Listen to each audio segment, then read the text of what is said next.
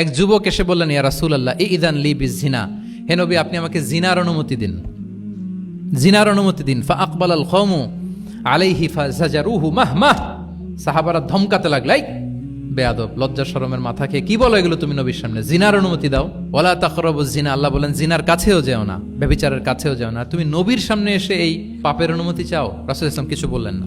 একটু পরে যুবককে ডেকে বললেন, আতুহিব্বুহু লিবনাতিক, আচ্ছা তুমি যে জিনার অনুমতি চাইলে তোমার কন্যার সাথে কেউ এরকম আচরণ করুক, এটাকে তুমি পছন্দ করবে?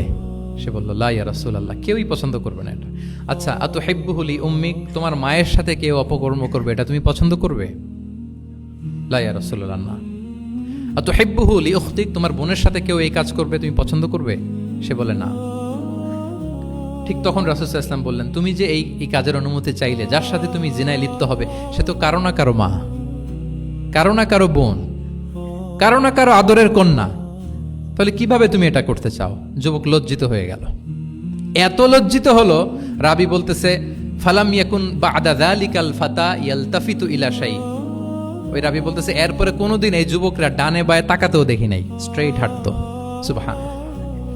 রাসূল ইসলাম দোয়া করেছিলেন তার জন্য, আল্লাহুম্মা গফির যামবাহ ওয়া তাহহির কলবাহ ওয়া হাসসিন ফারজাহ, আল্লাহ তুমি তার গুনাহ মোচন করো, পাপ মোচন করো, আল্লাহ তুমি তার অন্তরকে পরিশুদ্ধ করো, আল্লাহ তুমি তার চরিত্রকে নিষ্কলুষ করে দাও। নবীর দোয়ার বরকতে চিরজীবনের জন্য নিষ্কলুষ পবিত্র তিনি হয়ে গেছেন।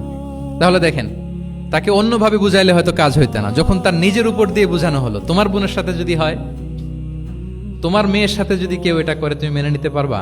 এটাকে বলে ইমোশনাল ইন্টেলিজেন্সকে কাজে লাগিয়ে, মানুষের আবেগ অনুভূতিকে নাড়িয়ে দিয়ে, teaching by touching the heart, teaching by touching the emotions, emotional intelligence তিনি ইউজ করেছেন শিক্ষাদানের ক্ষেত্রে। অর্থাৎ আবেগ অনুভূতিকে নাড়িয়ে দিয়ে ছাত্রকে ইমোশনাল বানিয়ে তারপরে মেসেজ দেয়া। সুবহানাল্লাহি ওয়া বিহামদিহি।